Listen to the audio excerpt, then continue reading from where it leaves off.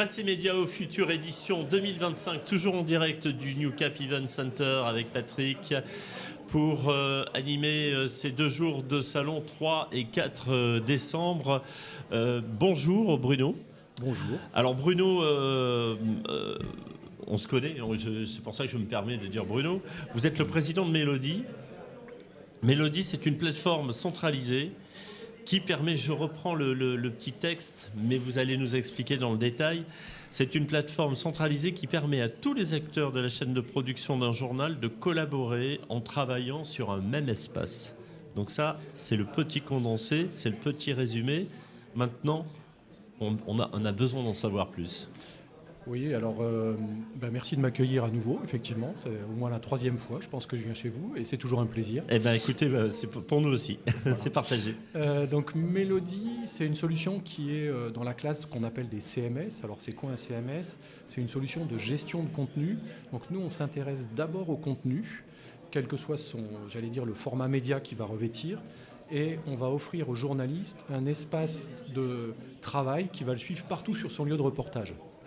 Donc ça, c'est très important pour nous, c'est-à-dire que quel que soit l'endroit où je suis, je peux écrire, mettre mes photos, mettre mes interviews son, mettre mes petites vidéos et publier le plus dynamiquement possible, bien sûr d'abord sur un média qui est de plus en plus digital, donc web, mais aussi en faire un format papier et le préparer pour que un peu plus tard, ça devienne une page de journal. Mais alors Bruno Januy, je veux comprendre.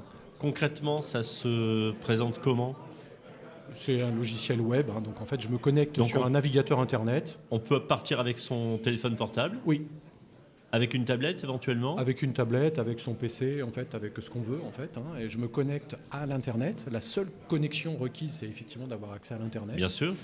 Et puis à partir de ce moment-là, j'ai accès à tous les outils, avec la richesse de tous les outils qui vont me permettre de préparer, de corriger, d'enrichir. Ça, on va en reparler un peu, hein, puisque l'IA, ça permet d'enrichir et de publier, bien sûr, et d'aller diffuser le contenu. Alors l'IA, justement, votre approche de l'IA aujourd'hui? L'IA, en fait, c'est d'abord un compagnon, finalement. Nous, on est un outil compagnon, puisqu'on accompagne le journaliste. Et l'IA, un facilitateur? C'est un facilitateur, c'est celui qui va me permettre d'aller interroger en direct des bases de données en profondeur pour aller rajouter des mots-clés, pour aller rajouter des tags de référencement sur Internet pour que mon article soit vu, pour aller sur les outils de réseaux sociaux, par exemple, pour aller publier sur le bon réseau social avec le bon titre au bon moment. Donc tout ça, c'est effectivement ça que va permettre l'IA. Bien sûr, l'IA peut aussi suggérer un certain nombre de choses. Il ne faut pas oublier que les correcteurs orthographiques, par exemple, sont de plus en plus avec des outils d'IA au sens de ce qu'on entend aujourd'hui. Donc nous, tous les correcteurs qu'on va utiliser comme Antidote ou Prolexis vont être effectivement des outils qui vont amener une couche d'IA. Mais ça peut être aussi des outils qui vont proposer, par exemple, de réécrire un peu et d'avoir une amélioration de la langue. Alors, c'est ce que vous disiez tout à l'heure, l'IA va apporter du contenu additionnel, va proposer des solutions dans le cas où effectivement on a plus de difficultés pour écrire un article, va apporter du référencement et après c'est libre à l'utilisateur d'en faire un petit peu ce qu'il souhaite. Oui, tout l'art de ce que nous on fait finalement, c'est de mettre en scène, j'allais dire, tous ces outils-là, de façon à ce que l'utilisateur, de façon la plus agile, il puisse aller les chercher. Donc à ce moment-là, on est vraiment un connecteur et un facilitateur, hein. Donc la connectivité est très importante dans notre métier. Donc on est obligé de se connecter à des services qui sont toujours de plus en plus nombreux.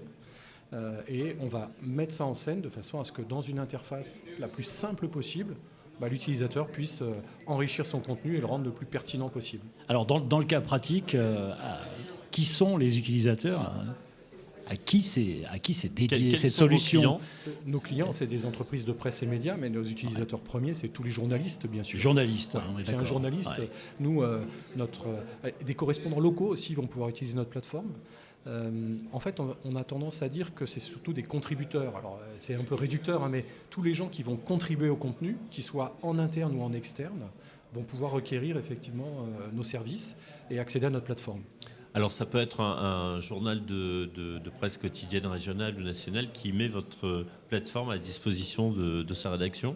Oui. C'est ce qui arrive dans la majorité des cas? Alors dans la majorité des cas, c'est-à-dire que la particularité de notre entreprise, qui a un peu plus d'une dizaine d'années, notre service, ça fait un peu plus de 10 ans, c'est qu'on l'a développé d'abord pour des toutes petites entités. Et en fait, on a fait un outil qui est un gros outil qui est partagé entre plusieurs entités et qui nous permet de le vendre, j'allais dire, par tranche d'abonnement. Et en fait, ça permet d'avoir un modèle économique qui fait que même les plus petits peuvent se payer finalement le gros système avec des fonctionnalités élaborées dont ils ont besoin. Mais aujourd'hui, évidemment, on est sur des marchés plus gros.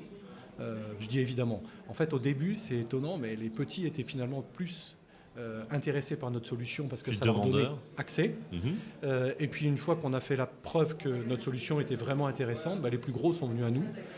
Et là, on est en train de finir l'intégration de la Provence à Marseille, qui est un journal de PQR Important. de taille importante. Bruno Génuy, sur ce salon, vous avez une innovation particulière à présenter cette année?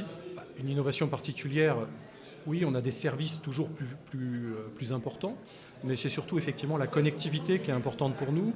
On est co-exposant par exemple avec Contentside, qui est une plateforme qui fournit aujourd'hui des outils d'enrichissement dynamique de contenu. Et donc, par exemple, on a avec eux développé des outils chez un de nos clients qui est le Journal des entreprises pour aller chercher de quelles entreprises on parle, récupérer des fiches entreprises, récupérer de quel secteur économique je parle, pouvoir donc enrichir automatiquement et dynamiquement les contenus. Si on veut vous joindre hors salon, on procède comment? Alors nous, on est installé à Toulouse. On a un site web, www.melody-360.com. Alors Mélodie, attention, il faut bien l'orthographier, c'est avec un Y. Oui, puisque c'est l'histoire de Mélodie Nelson qui a été Voilà, oui, absolument, on en avait parlé. Absolument. Vous êtes un fan de Serge Gainsbourg. Oui. Donc Mélodie, parce que Mélodie Nelson. Patrick. Et si vous deviez synthétiser en un mot ce salon, alors je sais que l'exercice est difficile, mais en un seul mot, votre avis, votre sentiment sur le salon Presse et Médias au Futur? J'aurais dit incontournable.